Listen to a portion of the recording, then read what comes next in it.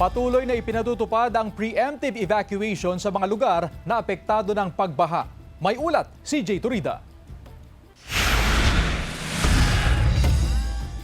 Patuloy ang abiso ng Pangasinan PDRRMO sa mga residenteng nakatira sa mga hazard-prone area na tumalima sa preemptive evacuation na ipinatutupad ng mga otoridad. Kabilang dyan ang mga nakatira malapit sa ilog at baybayin, pati na ang mga nasa mabababa at bulubundukin na lugar.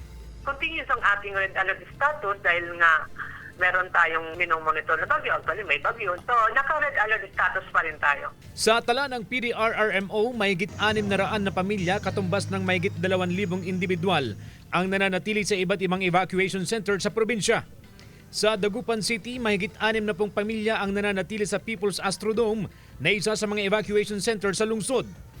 Ang ilang evacuee sinamantalang maglaba kaninang umaga habang wala pang ulan. Tulad ni Laika mula sa Barangay Pugot Chico na 3 araw nang nananatili sa evacuation center kasama ang mga kaanak. Pangalawang beses na raw silang lumikas ngayong taon dahil sa pagbaha. Nasasanay na rin po. Dahil ganito talaga yung sitwasyon namin po. Bahayin po dito.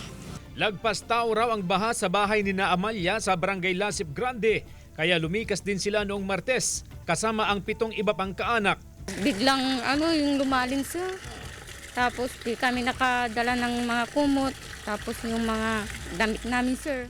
Nakatutok ang mga health authority sa kalusugan ng mga evacuee. Regular ang monitoring ng mga doktor at sapat din ang mga gamot.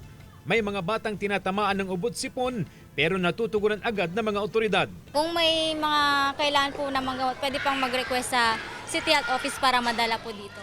Tinutugunan din ng CSWD ang iba pang pangangailangan ng mga evacuee. Samantala, sa river system monitoring ng PDRRMO, nananatili sa above critical level ang Marusay River sa Calasiao. 4 pang kailugan ang lagpas sa normal level, kabilang ang Sinukalan River sa Santa Barbara, Banyaga River sa Bugalyon, Wood River sa San Fabian, kabilang na ang Kamiling River na isa rin sa mino-monitor ng tanggapan.